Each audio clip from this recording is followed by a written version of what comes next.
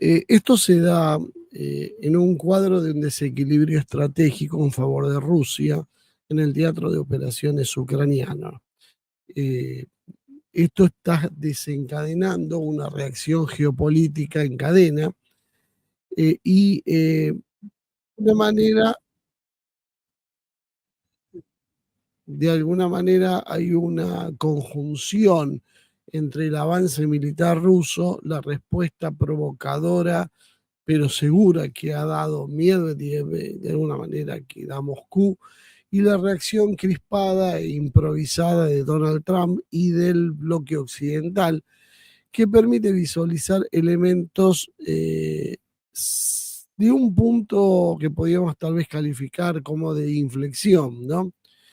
En los últimos días, en las últimas horas más bien, diríamos que se produjo la caída de Chasiv, una ciudad clave, porque permite avanzar hacia Slaviansk y de esa manera, bueno, terminar por superar las defensas ucranianas en el Donbass, y de allí en más se preanuncia básicamente la caída del ejército ucraniano. Probablemente antes de fin de año tengamos novedades. Kramatorsk, Slaviansk es el próximo y podemos decir último eje tal vez importante en esa dirección. De alguna manera esto muestra, como decíamos, la progresiva derrota ucraniana, de la OTAN, derrota en realidad de la OTAN, y la inutilidad práctica de los miles de millones que se han gastado en armamento occidental. Todo esto erosiona el relato de Occidente sobre la viabilidad de una futura contraofensiva ucraniana y sobre la incapacidad rusa para definir la guerra. Putin ya no necesita decirlo mucho más, Rusia está ganando claramente, y ahí apareció Medvedev con un tono burlón y haciendo referencias a la mano muerta, eh, que actúa como una especie de portavoz en el nuevo equilibrio de fuerzas. En ese momento en que el Kremlin comienza a sentirse fuerte y confiado y cree que comienza también a tener un margen para tensar la cuerda con Occidente. Trump y los globalistas eh, han comenzado a tener una reacción eh, que podemos también calificar como de cierta manera de improvisada frente al viraje en el campo de batalla, ya que ya parece terminal. Trump responde con una mezcla de gestos de fuerza y señales de negociación, ¿no? Ordenando entonces el despliegue de submarinos nucleares, que es un acto que apunta más a la disuasión simbólica que a una operación militar completa, básicamente concreta. Básicamente esos submarinos poco, poco interesan porque no son de utilidad, y si fueran de utilidad estaríamos hablando de un escenario de una guerra nuclear a toda escala. Por lo tanto, su posición en realidad es más simbólica que otra cosa. Pero paralelamente a esto, envió a Steve Witkoff a Rusia, que es el negociador principal de Trump, ¿no?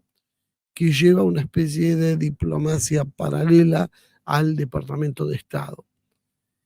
Trump también fijó ese ultimátum para el 8 de agosto como el plazo para que Moscú acepte negociar con ante la amenaza de mayores sanciones. Y esto empieza a mostrar acciones fruto de una administración que parece dividida y acorralada, porque no todos en el entorno de Trump están de acuerdo con esto. Trump de alguna manera está intentando mostrar autoridad, mostrarse firme, porque está viendo que los éxitos que está teniendo en materia arancelaria, donde básicamente ha conseguido en líneas generales imponer los aranceles con distintas excusas a diferentes países, y de esa manera consiguiendo ingresos extra para los Estados Unidos, pero simultáneamente consiguiendo balancear la balanza económica de los Estados Unidos e, e impulsar el desarrollo industrial propio.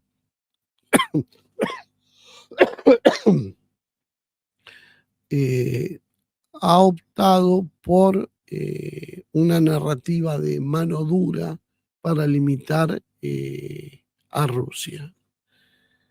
La realidad es que la amenaza nuclear, como la que está haciendo en este momento Donald Trump, no es una estrategia realista.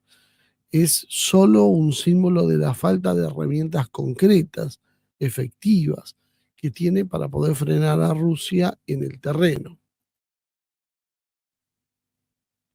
La percepción rusa mezcla burla, desprecio y superioridad. Rusia ya no responde con miedo, nunca respondió con miedo, pero sí con mucha más prudencia. Lo hace con una mezcla de ironía y poder. Y la burla de Medvedev, aludiendo a la economía muerta que había hablado Trump sobre la India y Rusia, y la mano muerta por el sistema Perimeter, es una forma, podríamos decir, elegante de mostrar que las amenazas occidentales ya no conmueven a Rusia y que han perdido toda eficiencia.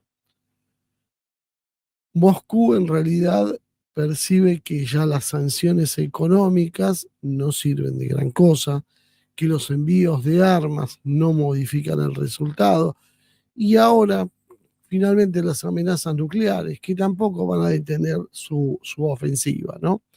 Hay muchos preocupados por, bueno, si Rusia se iba a dejar seducir, me acuerdo, cuando nos decían por los cantos de sirena que Occidente los iba a llevar a un desgaste, a una tregua no favorable a Rusia. Y bueno, el tiempo ha pasado y finalmente esto nunca se produjo. Rusia nunca perdió sus objetivos, siempre los persiguió y ha ido consiguiendo, bueno, como decíamos, éxitos detrás de eso. Quien ha variado la estrategia varias veces inclusive es el propio Occidente. El Kremlin sabe en realidad que el tiempo juega a su favor, porque cuanto más tiempo se extienda la guerra, más se debilita a Ucrania y más se fractura Occidente. Esto es algo que venimos repitiendo desde allá del año 2022, que esto iba a producirse. Se iba a desgastar Occidente, se iba a desgastar contra Rusia, y Rusia ni siquiera ha utilizado el 100% de su potencial y todavía tiene en reserva el potencial chino, que ha hecho apoyo, eh, podríamos decir, menores comparativamente. Eh, la confianza rusa no es ilógica, se basa en un hecho muy concreto, muy material, muy tangible, que es que Rusia está ganando la guerra y no en palabras, sino obteniendo territorios, con soldados, con logística y voluntad política. Claro, esto es lo que entonces empuja a esta nueva situación de amenaza nuclear que parece insinuar Donald Trump con su reacción. Nos podemos preguntar si realmente hay un riesgo real de una guerra o básicamente es parte de una maniobra de Donald Trump para tratar de negociar con Rusia utilizando una herramienta de presión, podríamos decir, eh, más que como una intención concreta y real. Creo que nadie cree que realmente Trump amenace con usar las armas de esos dos submarinos nucleares. Trump en realidad no puede iniciar una guerra nuclear, ni tampoco parece que lo quiera. Sí, lo que Trump necesita es recuperar la iniciativa ante un mundo que lo empieza a percibir como débil en lo militar, porque ha tenido muchos éxitos, como decía, en materia económica, imponiendo sus aranceles, pero ninguno prácticamente en materia militar. Rusia ha seguido con su programa, ha seguido avanzando, Ucrania está cada vez peor y los ataques israelíes contra Irán no han dado sus frutos, simplemente el programa nuclear iraní no ha sido alcanzado, más allá de lo que diga la propaganda, y se ha quedado sin cartas para jugar Trump. Entonces necesita hacer algún gesto para su propia base electoral también, ¿no? Porque la gente de MAGA, la gente que apoyaba a Trump, está cada vez más confundida y escéptica, dado la marcha atrás que dio con el caso de Epstein, donde en lugar de haber producido un avance en la investigación y haber mostrado las pruebas que había, simplemente las terminó escondiendo y de luego minimizando el hecho. Y por otro lado, no, por otro lado, los zigzagueos que tiene con la actitud de Israel, que lo ha involucrado en la guerra en Medio Oriente, tampoco es lo que quería su base electoral. La diplomacia paralela de Witkoff es de alguna manera una muestra de hacer un intento para una negociación directa con Moscú. O sea, mientras amenaza, abre un canal de diálogo. Probablemente lo que busque Trump sea congelar la guerra y tratar de hacerlo sin ceder formalmente, por lo menos, Crimea y el Donbass, lo cual lo muestra en una situación bastante difícil de que sea exitosa, ¿no? Porque cómo conseguir que Crimea o el Donbass sean devueltos por Rusia a Ucrania después que se ganaron en el campo de batalla. Rusia puede usar esta propia misión evaluatoria de Witkoff como una forma de evaluar realmente qué quiere Estados Unidos, ¿no? O sea, Washington esta vez va a hacer concesiones reales, va a dar un margen de negociación o simplemente van a ser amenazas vacías, porque si es así, la ofensiva rusa va a seguir. Estados Unidos, con Trump, juega a esta política de amenazar para negociar. No perdamos de vista esto. La realidad es que estamos hoy ante una ofensiva militar rusa significativa y efectiva, sobre todo, frente a una reacción que no nos equivocamos y calificamos como teatral, tardía y fragmentada por parte de los Estados Unidos. El despliegue de los submarinos nucleares por parte de Donald Trump es una amenaza que no tiene intención de cumplirse, pero que tiene sí un objetivo, que es el de evitar el colapso total de Ucrania eh, antes de lograr algún tipo de acuerdo. O sea, para negociar algo con Rusia, Ucrania mínimamente se tiene que mantener en pie. Probablemente lo que no vio Trump, lo que no vio Trump era que la fuerza rusa era real y estaba en condiciones de avanzar, y no era lo que decía la propaganda de Occidente. Creyeron que Ucrania estaba en mejores condiciones y bueno, se han encontrado ahora con una realidad muy distinta, que por el ritmo del avance ruso, después de Constantinopla sobre todo, empieza a percibirse que Estados Unidos se está quedando sin margen de maniobra.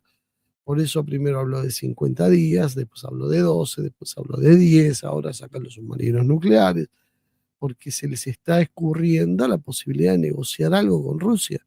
Simplemente Rusia va a tomar toda Ucrania y se va a acabar todo tipo de discusión. Y claro, Trump basa su poderío en ser un líder fuerte ante su electorado. Necesita mostrar que él es capaz de manejar esta situación e inclusive manejarse con la diplomacia nuclear. Pero claro,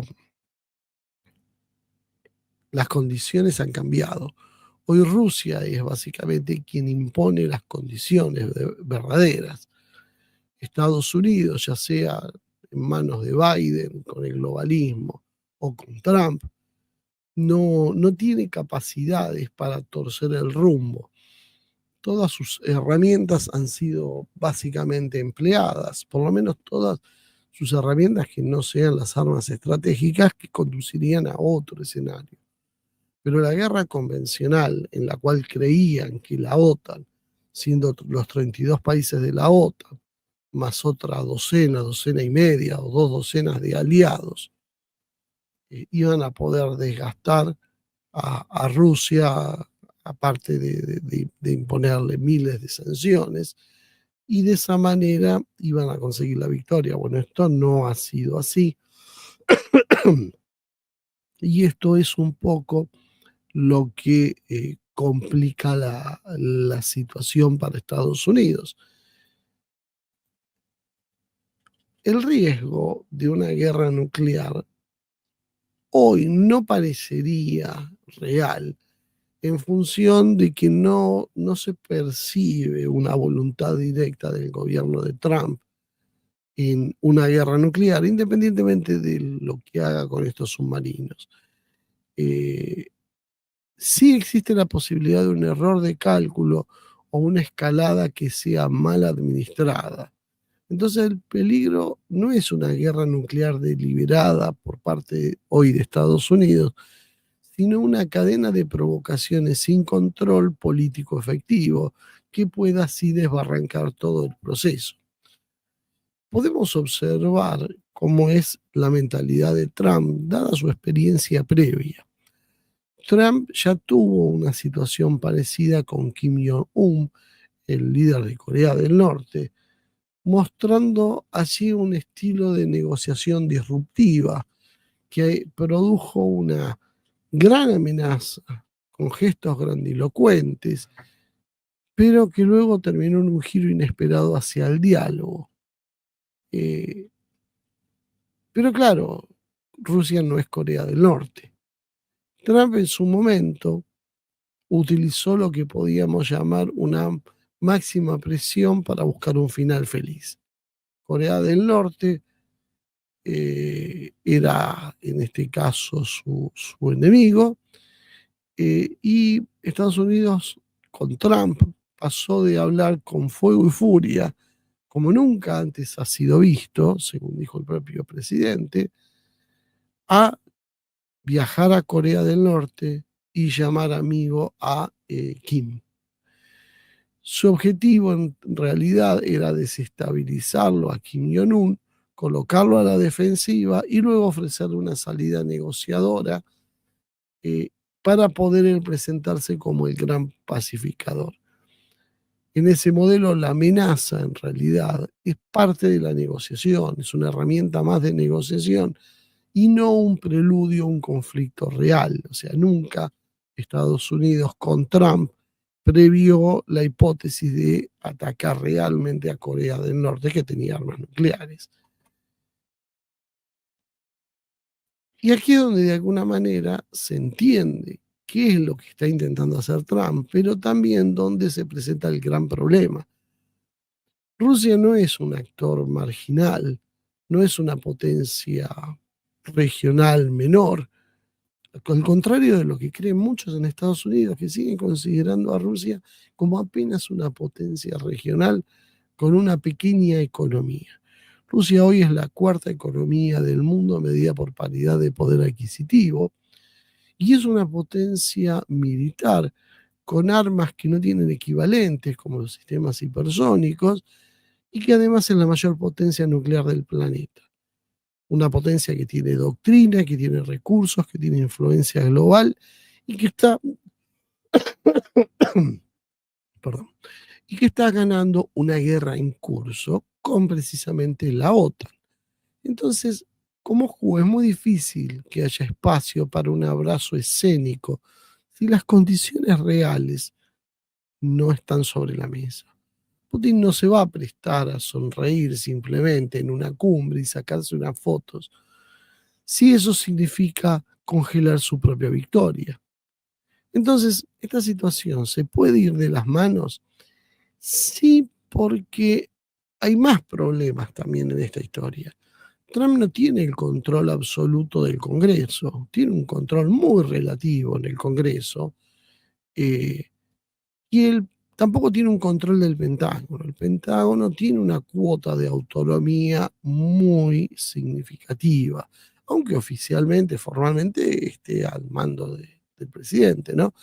Y ni que hablar de los servicios de inteligencia de Estados Unidos, que se han caracterizado por conspirar en contra de su propio presidente. Estos sectores están muchos de acuerdo en que se debe seguir presionando a Rusia, incluyendo hacia una guerra nuclear si es así necesario. Entonces, Trump tiene un primer desafío que es dominar su propio gobierno. Por otro lado, se encuentra con una potencia que no acepta ultimátum, ya lo ha demostrado. Rusia, ante cada intento de presión occidental desde el inicio de la operación militar, solo respondió con más ofensiva, no hizo ninguna concesión. Rusia utiliza un lenguaje que llama el diálogo, que es lo que a veces a mucha gente lo confunde. Rusia no hace esos gestos grandilocuentes que hace Donald Trump.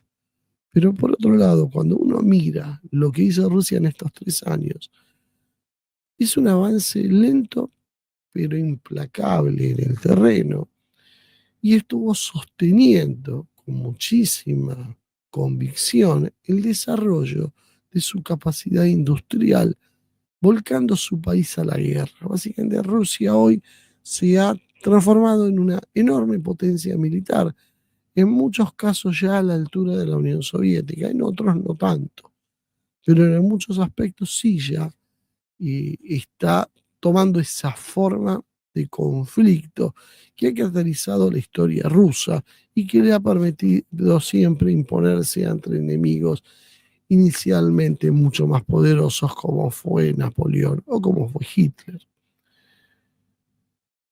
Por lo tanto, Ucrania, que está perdiendo, puede empujar a que Washington tome medidas desesperadas para evitar el colapso total del frente. Eso lo vemos constantemente también en la Unión Europea y en el Reino Unido, quienes empujan hacia una guerra con Rusia.